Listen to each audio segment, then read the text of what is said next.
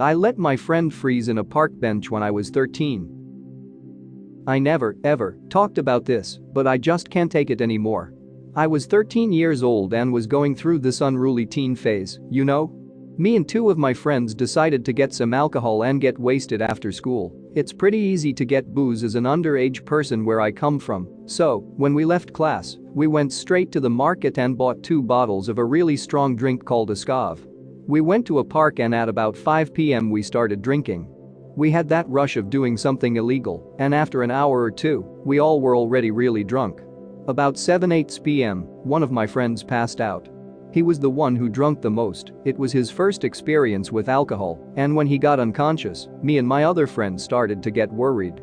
We put him laying down on a bench, tried to give him water and did everything we could to wake him up, but he kept sleeping. A couple of hours passed, and it was getting pretty late, so I made the worst decision of my life.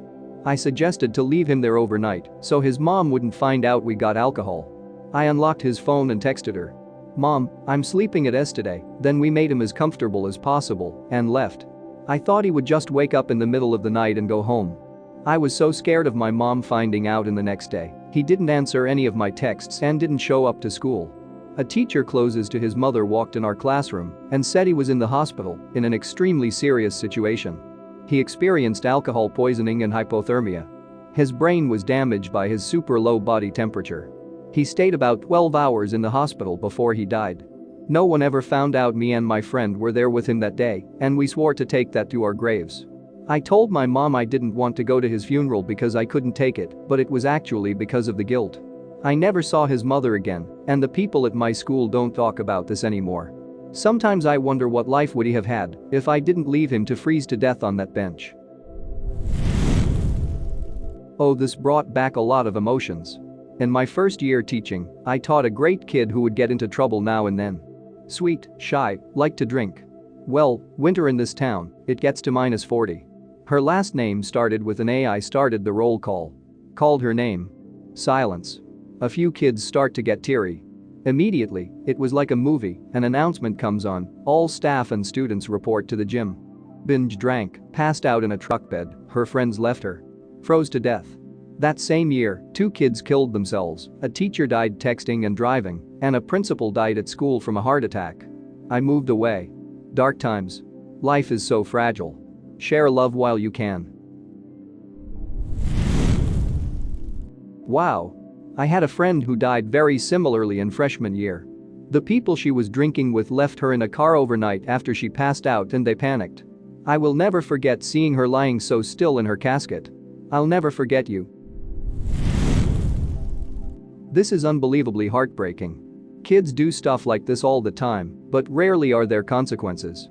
I think of some situations of my teen years that could have had dire consequences, and I know I have been unbelievably lucky.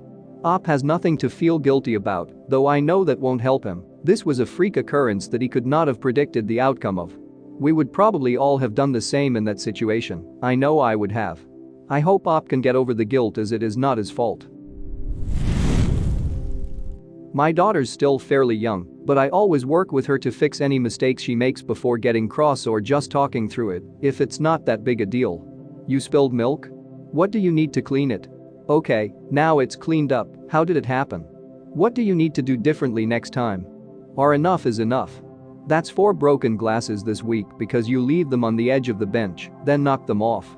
You're only drinking water, and only from plastic until you prove you know how to look after glasses. I was a pretty good teenager, but my friends did some pretty stupid things, and occasionally we had to get adults involved. Each time I was blown away with how calm the parents were when we called or dropped their child off. I have no doubt there were serious words or consequences the next day, but in the moment they were happy their child was safe and alive. I know in 2 cases if we hadn't involved the parents, then the kids would have been too messed up for the parents to shout at. I tell my daughter that she can't do anything worse than not trusting me. Whatever she or her friends do, she can call me and I will come, no questions asked until after everyone is safe. My heart aches for Op.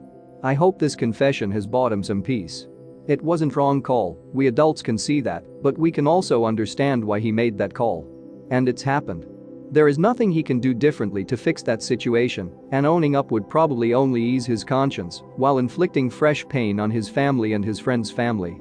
But what he takes from it and what he does in the future is still under his control and his to decide on. When I was about 19, 3 people from my high school got drunk and were driving around our country roads at night. They lost control and slammed sideways into a telephone pole. One of the kids, a close friend of mine at the time, took the hit directly on his backseat door, and he wasn't wearing a seatbelt. It messed him up really bad. The other 2 from the front climbed out with relatively minor injuries. My buddy in the backseat looked so bad they assumed he was dead and they took off. One of them had broken his elbow, so they went to the hospital. A few hours later, after he got his cast and went home, he decided to call my buddy's mom to let her know her son was probably dead. Eventually the ambulance got to the car and found it trapped around the pole in a ditch. My buddy was flown to Chicago, put into a medical coma, and slowly pieced back together. He had broken all the bones in his face, requiring full facial reconstruction with titanium plates, suffered a severed nerve that cost him his sense of smell taste, broken ribs, broken pelvis, broken femur, and almost lost an eye. It took them forever to pick all the shattered pieces of his own skull out of his brain. Eventually he recovered physically, but he was never the same. He went from being top 10 in our graduating class of almost 700 to bouncing in and out of rehab for drug addiction.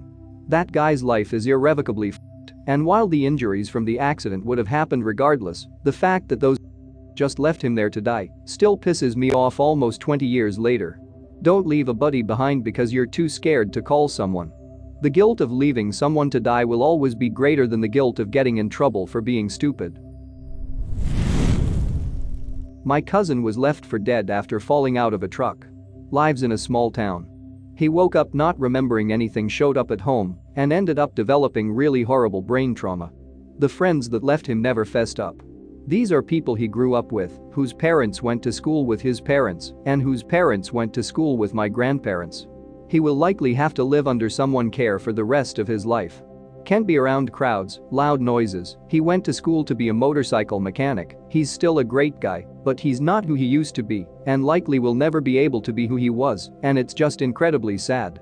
I always tell my kids no matter what trouble you might get into or your friends get into, you call me or dad. We will help. We will pick you up and bring you home. The worst that will happen is he'll be angry and probably chew you out after it's said and done, but I'll always love you and you'll be alive. Exactly this, but for me that would have been the decision simply because how my parents raised me when it comes to this topic.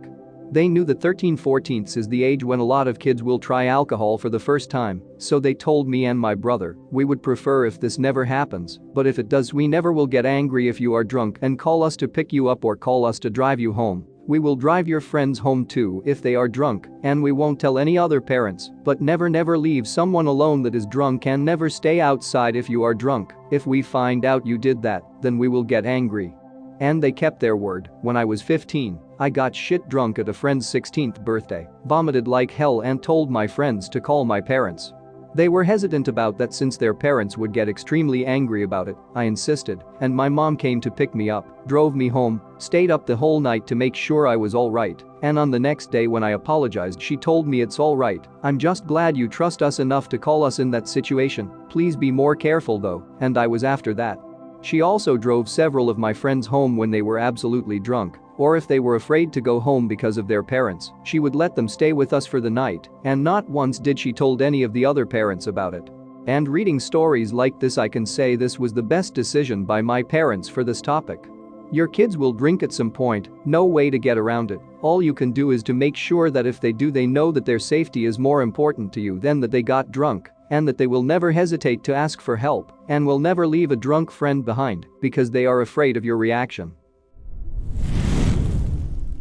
I'm going to tell my sister to have a conversation like this with my 13-year-old niece. My parents went through different versions of their opinions of alcohol with me and my sisters. My eldest sister was always secretive and would never tell my parents anything, and so would end up in stupid situations where she would rather walk home 2 hours than call them to get her. They were a bit more lenient when it got to my middle sister, but only after she got drunk under a bridge with her friends and pulled the old "we're all staying at each other's house" trick. There ended up being an emergency where we had to pick her up, but of course she wasn't where she said she was, so my parents were super mad when they eventually found her, but said we'd rather know you were drinking and that you're safe. By the time it got to me, I'm the youngest and probably the most sensible anyway. They would even go to the extent of buying the booze for me with the weekly groceries if I was honest and told them where I was going. Though it helped that I was a nerd and generally only drank at friends' houses at sleepovers. As someone that lost my daughter. When you are young, you make some really big mistakes just because you have no experience. When you are young and drunk, even more so. Whichever way you cut this, he was also, stupidly, responsible for his actions. And you were in no position to be responsible for his actions. Don't tell his mom. She has had enough of this already, I can guarantee you that. While she may understand that you were all just 13, for her it will still be hard to square that against wanting other people to be responsible so that she doesn't blame herself as a parent. It will only make it worse for her to dredge through it again. First, I want to say that you aren't a terrible person. You were 13 and drunk, both of which lend to bad decision making. This is a really sad story though. Let this be a lesson to everyone reading to make sure and talk to your kids about coming to them if they've done something wrong and are scared. What I've found is the things kids do to not get caught is usually more stupid than the thing they are scared of being caught doing. Like the time I drove drunk to cover up the fact I had been drinking. Driving drunk is way more stupid than drinking. Make sure your kids feel comfortable coming to you in these types of situations. Listen up. You are not an awful person. The fact that you've carried this burden for so long with it eating you up inside is proof of that. If you had known what was going to happen, you would have made different choices. But you didn't know. An inexperienced 13-year-old isn't expected to know what alcohol poisoning looks like, and you were trying to protect your friend. You were trying to keep them from getting in trouble. I understand this. You could not have known what was going to happen. And I'm sorry you've carried this burden for so long. The unfortunate truth that you're going to have to find a way to live with is that your actions did end up being the wrong ones. But you didn't do it on purpose. You wanted him to not get in trouble and you did the best you could. Something similar happened to me when I was around that age. We were all getting drunk, but one friend was drinking way more. He started acting very strangely and somewhat aggressive. We went to an arcade and he went to the bathroom.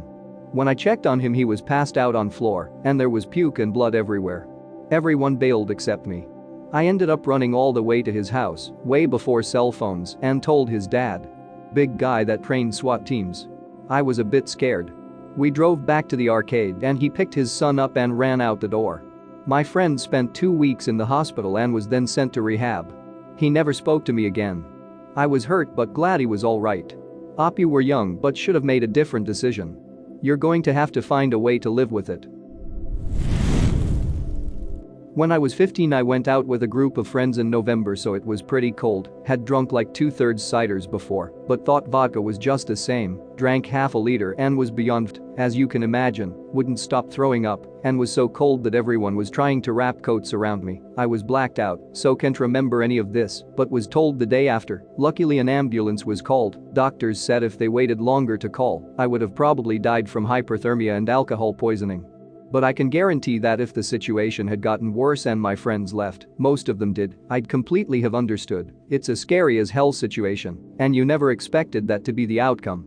I'm sorry for everyone, you, the boy, his parents. I've got my opinions on this story, of which are shared by pretty much the majority, but I feel like I need to say my piece here. Also, to everyone saying they're only 13, they were drunk, forgive yourself, it wasn't your fault, get out of. These types of actions do not deserve to be coddled and swept under the rug for some weak excuses.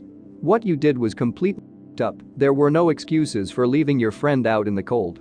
The fact you were drunk and only 13 doesn't mitigate what you did in any way. In fact, it makes it worse because you did shit that you shouldn't have been doing in the first place, and it led to a consequence that such laws seek to prevent. What you did led to his death, and I hope that you never do this type of shit again, because God forbid someone else get hurt or lose their life because of you being a Even at that age I knew never to leave my friends behind, regardless of the situation we were in. To this day I will always stand by that principle, and the fact that you abandoned someone you called your friend in their time of need deeply disgusts and enrages me. It's pretty obvious you've made this to try and get some sympathy from your guilt, but you deserve absolutely none. No forgiveness nor sympathy should ever come your way. The fact that people are giving you even the slightest ounce of it is angering because your selfishness led to your friend dying. Despite all that I said above, you need to find a way to learn from it and become a better person in the future. I'm not saying this as a way to give you a pass for what happened, nor am I saying you should own it, move on, accept. However, I believe in redemption from past actions, and I believe that people can change and do better with themselves in their lives. That being said, redemption does not equal gaining forgiveness in this case, because your past actions were inexcusable. Your redemption should be independent of forgiveness, because you deserve no forgiveness or sympathy for that. But I believe that redemption and becoming a better person is something we all deserve. You can be a better person and prevent yourself again and causing someone to lose out on a lifetime of missed potential and opportunities. You can be a better friend to the ones you care about. You can become someone who makes the right decisions from now on. Really, what I'm saying is this. Don't you dare waste your life, because that is one of the biggest disservices to your friend you can do.